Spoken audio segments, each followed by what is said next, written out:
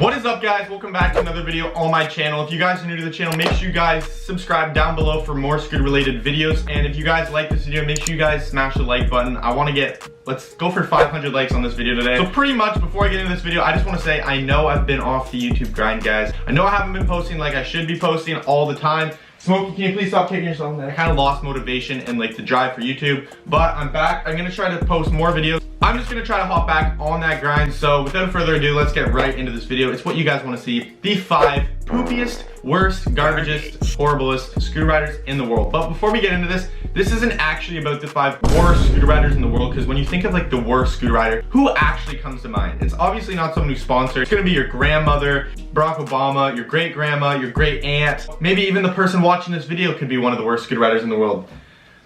Boom, roasted. Let's just get right into this. We're gonna be talking about scooter riders that cop a lot of hate for their skill set, I guess you can say, but they have achieved great things within scootering. So riders that are well known, have sponsors, everyone else in the world is thinking in their head like, oh my god, they're so bad. How did they get sponsors? We're gonna be looking at those people today. So let's just get right into it. Starting at number 5, we're gonna be looking at a scooter rider that you would not catch in a boy's washer.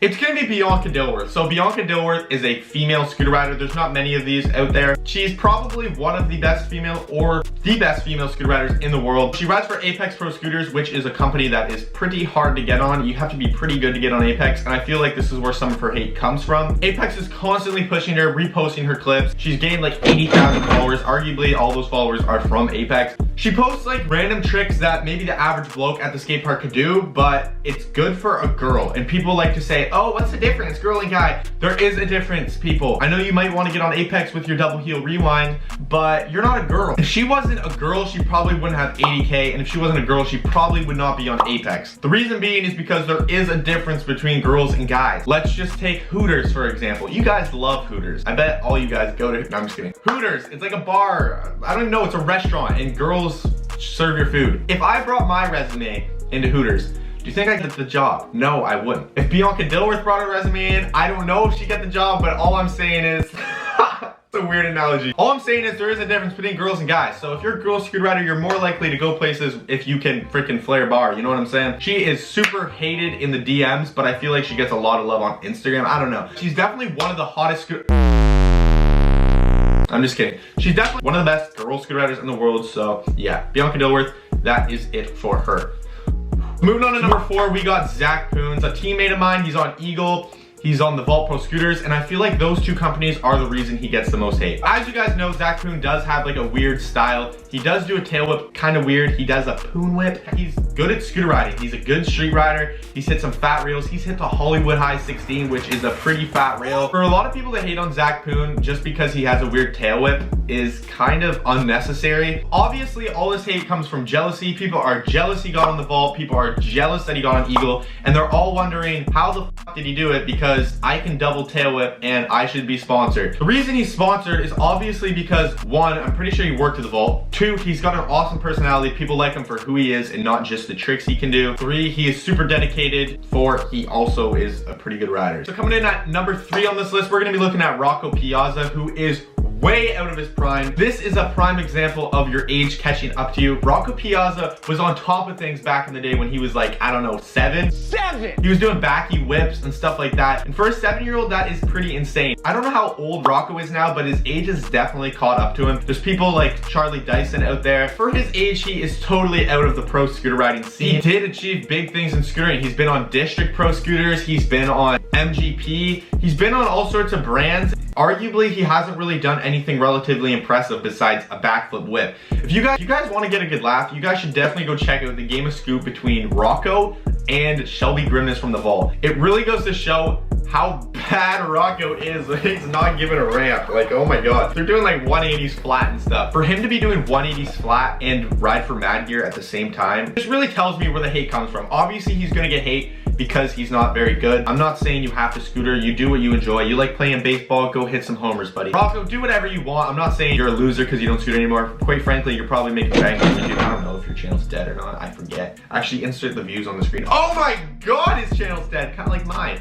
Let's just get on to number 2 on this list, which is Wazza. Wazza is pretty good scooter rider. I'd say on this list, Wazza is the best scooter rider. He isn't really that good. Okay, of course, Wazza can do some rail tricks and some flare tricks. He's not awful at scooter riding. He's definitely achieved big things such as getting a sick deck and riding for Envy scooters as a pro rider, only because of his like personality and who he is. People know Wazza and people like Wazza, and that's why people are gonna be out there buying his signature deck. Here's something I wanna get out of the way. So a signature deck, a lot of people look at as a trophy for doing hard tricks. A signature deck is not that. A signature deck is something, it's a marketing scheme, pretty much. In a nutshell, a signature deck is basically bait for people to buy your deck. I know when Wazza got a signature deck, you could be sitting there like, oh dude, Jonathan Peroni is way better than that guy. Jonathan Peroni's a guy. Why didn't he get a signature deck? The answer is pretty simple. More people liked Wazza than people like Jonathan Peroni. And I know Envy should be like, oh, he is really good, he should get the deck. But no, it doesn't work like that. They're trying to bait you into buying the deck, so they're gonna give it to someone who more people know.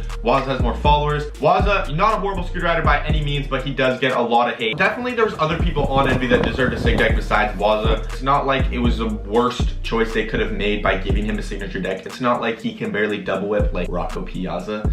Yeah, I guess that's it for Wazza, and we're gonna be moving into number 1 on this list, who's a little bit controversial. Number 1 on this list is gonna be Scooter Brad. And I don't really want to hate on him right now. We're just gonna talk about Scooter Brad. So Scooter Brad is not the worst scooter rider in the world. I know he's number 1 on the list, but he's not the worst. He is good. He can do some insane combos on ledges, on coping, and he's pretty good at bride flips and stuff like that. Although it is arguable that he was a lot better in his past and he's past his prime, but I'm not gonna get into that today. As much as beef as we had, I'm just gonna say how it is. Giving Scooter Brad a signature deck wasn't the worst move in the world. There's gonna be elite riders out there that a lot of you guys don't know that are a whole lot better than Scooter Brad at riding. Why don't they get a sig deck? They're way better than Brad. Well, that's not how it works. Like I said with Wazza, more people like Scooter Brad, more people wanna buy what Scooter Brad promotes, and people like Scooter Brad's name. You can't really say that Scooter Brad doesn't deserve a sig deck because it's not really a trophy for doing tricks. It's more of like a way to get more deck sales. And I know for a fact Scooter Brad is able to do that. He has quite the reach. I'm back on my grind. Hope you guys enjoyed this video. Make sure you guys follow my Instagram. I'll put it on the screen right there. If you guys want to follow any of the riders on this list, I'll put all their Instagrams right there, and there. And if you guys enjoyed this video, make sure you guys leave a big fat thumbs up. It helps me a lot because my views are down and I gotta get back on that grind if I want to, you know, start gaining subscribers again. And if you guys enjoyed this video, make sure you guys leave a big fat thumbs up. It helps me a lot because my views are down and I gotta get back on that grind if I want to, you know, start gaining subscribers again. I don't really care, it's not the end of the world, but I liked doing YouTube, so I'm gonna try to make it more of a laid back thing. Realized my personality in my recent videos, I'm just like, what's up guys?